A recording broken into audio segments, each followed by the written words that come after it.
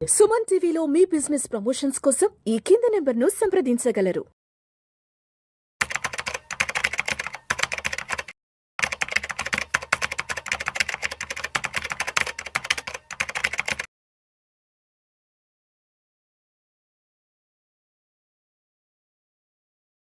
నమస్తే, welcome to Vishnu talks. నేను విష్ణు, ప్రస్తుతం పాటు certified financial planner doctor Barsha Anil Kumar garu ఉన్నారు. వారితో మాట్లాడదాం. సార్ అనిల్ గారు నమస్తే. సార్ నమస్తే విష్ణు గారు. Sir welcome to Vishnu talks. Thank you అండి, చెప్పండి. అనిల్ గారు, మా టీం కొన్ని క్వశ్చనర్ నాకు ఫార్వర్డ్ చేస్తారు, ఒకసారి మీతో షేర్ చేసుకుంటాను. తప్పకుండా. మనం ఇన్వెస్ట్ చేసిన mutual funds brokerage app sudden గా మాయమైపోతే, లేదంటే యాప్ స్టోర్ నుంచి గల్లంత అయిపోతే మన పరిస్థితి ఏంటి? సో మ్యూచువల్ ఫండ్స్లో ఇన్వెస్ట్ చేసే ముందు ఎటువంటి విషయాలు మనం తప్పనిసరిగా చెక్ చేసుకోవాలంటూ కూడా మా టీం ఈ క్వశ్చన్ నాకు షేర్ చేశారు. మరి దీనికి ఏం చెప్తారు? ఎందుకంటే ఒక్కొక్కసారి చాలామంది ఫిన్టెక్ యాప్స్లో ఇన్వెస్ట్ చేస్తుంటారు. 6 నెలల తర్వాత 3 నెలల తర్వాత యాప్ స్టోర్ నుంచి ఆ ఫిన్టెక్ యాప్స్ గల్లంత అయిపోతుంటాయి. ఇంకొన్ని సందర్భాలలో ఫండ్ హౌస్లు కూడా ఒక్కొక్కసారి బ్యాంక్రప్ట్ అవ్వడము, లేదంటే ఏదైనా స్కామ్స్కి సంబంధించిన వార్తలు బయటకు వస్తుంటాయి. సో ఇటువంటి సందర్భాలలో ఈ మ్యూచువల్ ఫండ్స్లో ఇన్వెస్ట్ చేసిన వాళ్ళు ఎటువంటి జాగ్రత్తలు తీసుకోవాలి అంటారు? ఇన్వెస్ట్ చేయాలని ఆలోచన వచ్చినప్పుడు ఎటువంటి విషయాలను తప్పనిసరిగా మనం ఒకసారి చెక్ చేసుకోవాలి అంటారు? అసలు ఇది ఇంతకుముందు ఏమో కానీ ఇప్పుడు క్వైట్ కామన్గా జరుగుతుంది. దాన్ని తెలుసుకునే ముందు ఒక ఇంపార్టెంట్ థింగ్ చెప్పాల్సింది ఏంటంటే, మనం మ్యూచువల్ ఫండ్లో పెట్టేప్పుడు మనం ఇన్వెస్ట్ చేసే డబ్బులు ఈ యాప్ల ద్వారా కానీ ఈ ప్లాట్ఫామ్లకు వెళ్ళవు అనమాట. ఇవి వెళ్ళేవి ఎవరికి? మ్యూచువల్ ఫండ్ ఏఎంసీ అంటాం, యాసెట్ మేనేజ్మెంట్ కంపెనీస్, వాటికి వెళ్తాయి. హెచ్డిఎఫ్సి ఏఎంసీ, ఐసిఐసి, అట్లా మన దగ్గర నియర్లీ 50 ఏఎంసీలు ఉన్నాయి. వాటికి డబ్బులు వెళ్తాయి.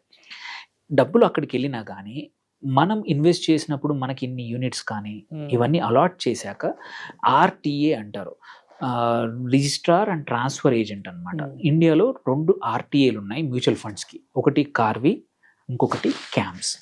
ఈ క్యామ్స్, కార్వి మెయింటైన్ చేస్తాయి ఈ 50 మ్యూచువల్ ఫండ్ కంపెనీస్ యొక్క డేటా అంతా అనమాట. సో ఫస్ట్ థింగ్ ఏంటంటే, యూజువల్లీ ఈ యాప్లు ఏవైతే ఉన్నాయి, దేని ద్వారా అయితే చేసామో అవి మార్కెట్ ప్లేస్లోంచి వెళ్ళిపోతే అవుట్ ఆఫ్ బిజినెస్ అయినా, అదే కాదు, ఇంకో సిచ్యువేషన్ కూడా ఉంది. ఒక డిస్ట్రిబ్యూటర్ దగ్గర మనం ద్వారా కొన్నాము, ఒక అడ్వైజర్ ద్వారా కొన్నాము, మ్యూచువల్ ఫండ్స్ ఇన్వెస్ట్ చేసాము. అతను ఇప్పుడు ఊరు మారిపోయాడు, అతనికి ఏమైనా అయిందో, ఆయన బిజినెస్ క్లోజ్ చేస్తే నా పరిస్థితి ఏంటి అనే భయం కూడా ఉంటుంది. 2 సేమ్ సిచ్యువేషనే. ఈ యాప్లు కానీ, ఈ డిస్ట్రిబ్యూటర్లు కానీ, ఈవెన్ బ్యాంకుల ద్వారా ఇన్వెస్ట్ చేసే వాళ్ళు కూడా చాలామంది ఉంటారు. బ్యాంకుల ప్రెషర్ వల్ల లోన్ తీసుకున్నప్పుడు ఏంటంటే, బ్యాంక్ మేనేజర్లు, రిలేషన్షిప్ మేనేజర్, సార్ ఒక 10 లక్షలు మీ ఎఫ్డీలో ఉన్నాయి, అది ఇందులో పెట్టండి అని చెప్పి, అది క్వైట్ కామన్గా జరుగుతుంది. సో ఇవన్నీ అండ్ తీరా చూస్తే ఒక 1 ఇయర్ తర్వాత బ్యాంక్ మేనేజర్ ఉండడు, మన దగ్గర ఒక స్టేట్మెంట్ ఉండదు. సేమ్ విత్ ద డిస్ట్రిబ్యూటర్, ఎక్కడన్నా క్లోజ్ చేశాడు ఉండదు, ఈ యాప్ పోయింది, ఎలా ఎటు పోవు అనమాట డబ్బులు. యాజ్ లాంగ్ యాజ్ మన దగ్గర కొన్ని ఇన్ఫర్మేషన్ మనం ఇన్వెస్ట్ చేసే ముందు కొన్ని థింగ్స్ చూసుకుంటే ఎటువంటి ఇష్యూ ఉండదు. ఎందుకంటే యాజ్ నేను ముందు చెప్పినట్టు, డబ్బులు అనేది మనం వాళ్ళకి ఇవ్వట్లేదు, ఏఎంసీకి పంపిస్తున్నాం. అండ్ ఫోలియో అన్నీ క్రియేట్ అయిపోయి ఆ ఇన్ఫర్మేషన్ ఆర్టీఏ దగ్గర ఉంటుంది compulsory. So all that 3-4 things చేయాల్సింది ఏంటంటే, ఫస్ట్ మన ఫోలియో నెంబర్స్, మన డీటెయిల్స్ అన్నీ మన ఈమెయిల్కి వస్తున్నాయా లేదా, మన ఎస్ఎంఎస్కి వస్తున్నాయా లేదా అనేది ఫస్ట్. అదొకటి ఇంపార్టెంట్ అనమాట. అవి ప్రాపర్గా ఎవరి దగ్గర నుంచి రావాలి, అవి ఇన్ఫర్మేషన్ కూడా ఆ ఏఎంసీ నుంచి రావాలి. సో మీరు ఇన్వెస్ట్ చేసింది ఒక డిమాట్ అకౌంట్ ద్వారా కానీ, లేదంటే డైరెక్ట్గా చేసినా సరే, ఎటువంటి చేసినా కానీ మీకు ఏఎంసీ నుంచి మెయిల్ వస్తుందా లేదా, మెసేజ్లు వస్తున్నాయా లేదా అనేది వెరీ ఇంపార్టెంట్. అవి ఉంటే చాలు. దెన్ సెకండ్ వచ్చేసి, మీరు ఎవరి ద్వారా అయితే చేస్తున్నారో, యాప్ కానీ, బ్యాంక్ కానీ, ఇండివిజువల్ డిస్ట్రిబ్యూటర్ కానీ, ఎటువంటి అడ్వైజర్ అయినా, వాళ్ళకి సెబీ రిజిస్ట్రేషన్ ఉందా లేదా, ఆంఫీ రిజిస్ట్రేషన్ అయితే, డిస్ట్రిబ్యూటర్ అయితే సెబీ రిజిస్ట్రేషన్ నంబర్ ఉందా లేదా ఒకటి ఎన్ష్యూర్ చేయండి. అండ్ దట్ వే ఏమవుతుందంటే మనకి ట్రాకింగ్కి ఈజీగా ఉంటుంది. సో ఆ ఇన్ఫర్మేషన్ కూడా లేదు, అది మనం ముందు చేసినప్పుడు చూసుకోలేదు, అలాంటప్పుడు ఎలా అని క్వశ్చన్ వస్తుంది. అప్పుడు కూడా ఏంటంటే, కొంచెం అడిషనల్ వర్క్ ఏంటంటే, ఒక ఏఎంసీస్కి, ప్రతి ఏఎంసీకి వెబ్సైట్ ఉంటుంది.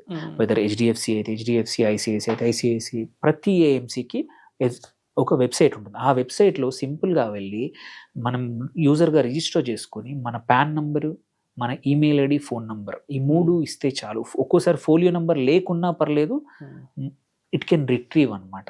So that is 1 simple method. కాకపోతే ఏంటంటే మీరు 4-5 చోట్ల చేసినప్పుడు మాత్రం 4-5 ఏఎంసీ వెబ్సైట్లకు వెళ్ళాల్సి వస్తుంది. ఏది ఫస్ట్ మెథడ్లో. అలా కాదు నాకు చాలా చోట్ల చేశాను ఎక్కడో తెలీదు 4 చోట్ల టైం పడుతుంది అనుకుంటే వెరీ సింపుల్. నేను చెప్పాను ఆర్టీఏ అన్నాను, 2 ఉన్నాయి. ఒకటి క్యాంప్స్, ఒకటి కార్వి. క్యాంప్స్ కోసం మై క్యాంప్స్ అనే యాప్ ఉంది. జస్ట్ అది డౌన్లోడ్ చేసేసుకొని అందులో కూడా రిజిస్టర్ చేసుకునేప్పుడు మన పాన్ నంబరు, మన email ID, phone number which are identifiers, unique identifiers అనమాట. అవి ఇస్తే మన ఈ పాన్ నంబర్ ట్రాక్ అయ్యి ఉన్న ఎక్కడ ఇన్వెస్ట్మెంట్లు అయినా సరే, ఎవరి ద్వారా పెట్టినా సరే, 10 మంది డిస్ట్రిబ్యూటర్ల ద్వారా, 10 మంది యాప్ల ద్వారా, 10 మంది ఈవెన్ ఎటువంటి ఇన్వెస్ట్మెంట్లు అయినా ఒకే చోట కనబడతాయి అన్నమాట.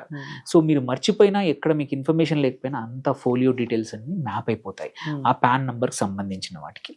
దెన్ సేమ్ మై క్యాంప్స్ ఏదైతే క్యాంప్స్ కింద ఉన్న 25 మ్యూచువల్ ఫండ్ కంపెనీస్కి, ఏఎంసీస్కి, మిగిలినవి కే ఫిన్టెక్ ఇన్వెస్టర్ యాప్ అని ఉంది. సో కే ఫిన్టెక్ ఇన్వెస్టర్ యాప్లో కూడా సేమ్ ప్రాసెస్. మీరు డౌన్లోడ్ చేసుకొని అందులో రిజిస్టర్ అయిపోయి మనం డీటెయిల్స్ ఇవ్వాల్సిన పాన్ అయితే మన నంబర్ మారదు, ఫోన్ నంబర్, ఈమెయిల్ ఐడి అయితే మారదు. ఈ 3 ఇస్తే చాలు, మీకు ఎక్కడ ఇన్ఫర్మేషన్ ఉన్నా మొత్తం ఒక చోట పుల్ అవుతుంది. ఇంకోటి థర్డ్ కూడా ఉంది, సిఏఎస్ అంటాము, మన కన్సాలిడేటెడ్ అకౌంట్ స్టేట్మెంట్ అనమాట. అది కూడా డౌన్లోడ్ చేసుకునే ఆప్షన్ మ్యూచువల్ ఫండ్ కంపెనీస్ ఒకే చోట. ఈవెన్ నువ్వు క్యాంప్స్లోకి వెళ్ళి కూడా కార్వీ దగ్గర ఉన్నవి అన్ని చోట ఒకే చోట సిఏఎస్ తీసుకోవచ్చు. దీంతో అడ్వాంటేజ్ ఏంటంటే ఎన్ని రకాలుగా ఇన్వెస్ట్ చేసినా సరే, ఎన్ని చోట్ల ఇన్వెస్ట్ చేసినా సరే, కొద్దిమంది ఏంటి ముంబైలో పనిచేసినప్పుడు అక్కడ డిస్ట్రిబ్యూటర్ తోటో అక్కడ బ్యాంక్తో ఇన్వెస్ట్ చేసి ఉంటారు. హైదరాబాద్ షిఫ్ట్ అయ్యారు, అదొక 5 years అయి ఉంటుంది. వాళ్ళకి ఆ నంబర్, ఫోన్ నంబర్స్ లేవు, ఆ డిస్ట్రిబ్యూటర్ కానీ ఆ యాప్ నెంబర్ కానీ లేదు. ఇక్కడికి వచ్చాక ఇంకొకరితో చేశారు, ఇక్కడ నుంచి బెంగళూరు వెళ్ళారు, అక్కడ చేశారు. సో అలాంటి వాళ్ళకు కూడా ఈ సిచ్యువేషన్ వర్తిస్తుంది అనమాట. సో సింపుల్గా సిఏఎస్ కానీ, మ్యూచువల్ ఫండ్ వెబ్సైట్స్ కానీ, లేదంటే ఆర్టీఎస్ ద్వారా చేయొచ్చు. కాకపోతే మీరు అడిగిన ప్రశ్నలో ఒక విషయం ఉంది, కొన్ని యాప్స్ ఫ్రాడ్యులెంట్ యాప్స్ వచ్చే అవకాశం, అది సపరేట్ సిచ్యువేషన్. ఆ సిచ్యువేషన్లో ఏంటంటే మీకు ఎటువంటి ఫోలియో నంబర్స్ ఏఎంసీస్ నుంచి రావు. సో అది అనేది డేంజర్ సైన్ అనమాట. మీకు ఎప్పుడు కూడా మెయిల్స్ లేవు, ప్రతి మంత్ స్టేట్మెంట్ ఏఎంసీ నుంచి రావట్లేదు ఈమెయిల్ ద్వారా. ఇప్పుడు అందుకంటే అందరూ ఫిజికల్ ఆప్ట్అవుట్ చేసేసాము. సో బై డిఫాల్ట్ ఈమెయిల్ ద్వారానే మనకు వస్తుందన్నమాట. సో మనకి ఈమెయిల్ ద్వారా ఎటువంటి మెసేజెస్ ఆ ఏఎంసీ కంపెనీ నుంచి, మ్యూచువల్ ఫండ్ కంపెనీ నుంచి రావట్లేదు అంటే మోస్ట్ ప్రాబబ్లీ మనం ఇన్వెస్ట్ చేసినప్పుడు ఎటువంటి రాలేదు, ఓన్లీ యాప్ నుంచే ఒక నోటిఫికేషన్ వచ్చింది. మోస్ట్ ప్రాబబ్లీ అది ఫ్రాడ్యులెంట్ అయ్యే అవకాశాలు ఎక్కువగా ఉన్నాయి. సో అందుకే రికార్డ్స్ లేకపోయినా భయపడాల్సిన అవసరం లేదు. మీరు మీ ఇన్వెస్ట్మెంట్స్ని ట్రాక్ చేయొచ్చు అండ్ పుల్ అవుట్ చేయొచ్చు. ఇన్ఫర్మేషన్ చేశాక మళ్ళీ అక్కడ నుంచి ఈవెన్ ఈ యాప్స్ నేనైతే ఏదైతే చెప్పానో ఏఎంసీ వెబ్సైట్లో కానీ, ఆర్టీఏ వెబ్సైట్లో కానీ, వీటి ద్వారా కూడా ట్రాన్సాక్షన్స్ చేయొచ్చు, విత్డ్రావల్ చేసుకోవచ్చు, అడిషనల్ ఇన్వెస్ట్మెంట్ చేయొచ్చు. అండ్ ఇంకోటి, కొత్త డిస్ట్రిబ్యూటర్ దొరికినా కానీ, వాళ్ళ ద్వారా ఆర్ అడ్వైజర్ దొరికినా కానీ, వాళ్ళకు కూడా పాత ఇన్వెస్ట్మెంట్స్ అన్నీ ఎక్కడున్నా ఒకే చోటకు లాగే అవకాశం ఉంది. అంటే అవి కూడా మీ కొత్త అన్నీ ఒకే చోట పెట్టుకొని చేసుకునే అవకాశం కూడా ఉందన్నమాట. మనం ఒక సిగ్నేచర్ ఇస్తే చాలు, మీ దగ్గర 10 మంది చోట ఉన్నాయి, 10 బ్యాంకుల ద్వారా ఉన్నాయి కూడా కొత్త ఒకే చోట, ఒకే యాప్లో, ఒకే వెబ్సైట్లో ట్రాక్ చేసుకునే అవకాశాలు చాలా సింపుల్గా ఉన్నాయి.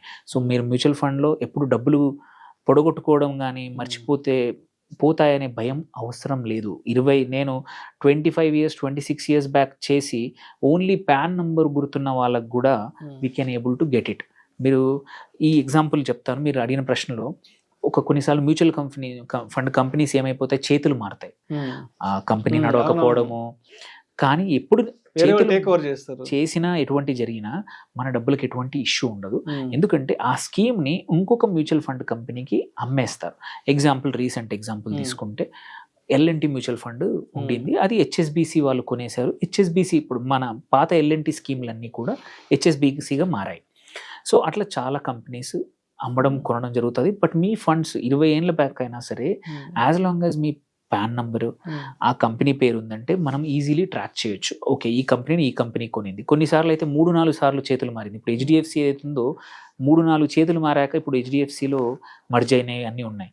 Still we can track it. Recently కూడా 25-26 ఏళ్ళ సంవత్సరాలకు సంబంధించిన ఫోలియోస్ కూడా సింపుల్గా ఏ కంపెనీ కొనింది, ఏ ఫండ్ ఎలా మారిపోయిందని జస్ట్ ట్రాక్ చేస్తే ఈజీలీ ఇన్ఫర్మేషన్ వచ్చేసింది. పాన్ నెంబర్ ఇచ్చాము, ఇన్ఫర్మేషన్ వచ్చింది, ఆ క్లయింట్కి మెయిల్ వెళ్ళిపోయింది. దే ఆర్ ఏబుల్ టు, అంటే వాళ్ళ దగ్గర ఉన్నాయా లేదా డబ్బులు, ఎంత ఉన్నాయి అని చేయగలిగారు. సో భయపడాల్సిన అవసరం లేదు. అంటిల్ అన్లెస్ మరీ కొత్త ప్లేస్, కొత్త అన్నోన్ యాప్స్లోకి ఎంటర్ అవ్వద్దు. ఒకసారి చెక్ చేసుకోండి యాప్ కానీ సెబీ రిజిస్ట్రేషన్ లైసెన్స్ ఉందా, వెదర్ ఇట్స్ ప్రైవేట్ లిమిటెడ్ అయినా పర్లేదు, ఇండివిజువల్ డిస్ట్రిబ్యూటర్ అయినా పర్లేదు, సెబీ ఉందా లేదా. అండ్ అప్పుడప్పుడు మనకు తెలిసిన ఇన్ఫర్మేషన్ ఫోలియోస్ ఎక్కడైనా పక్కన జాగ్రత్తగా పెట్టుకోవడం important, so that information track చేయడానికి. బట్ భయపడాల్సిన అవసరం లేదండి మ్యూచువల్ ఫండ్స్లో. Thank you sir, thank you so much. Thank you.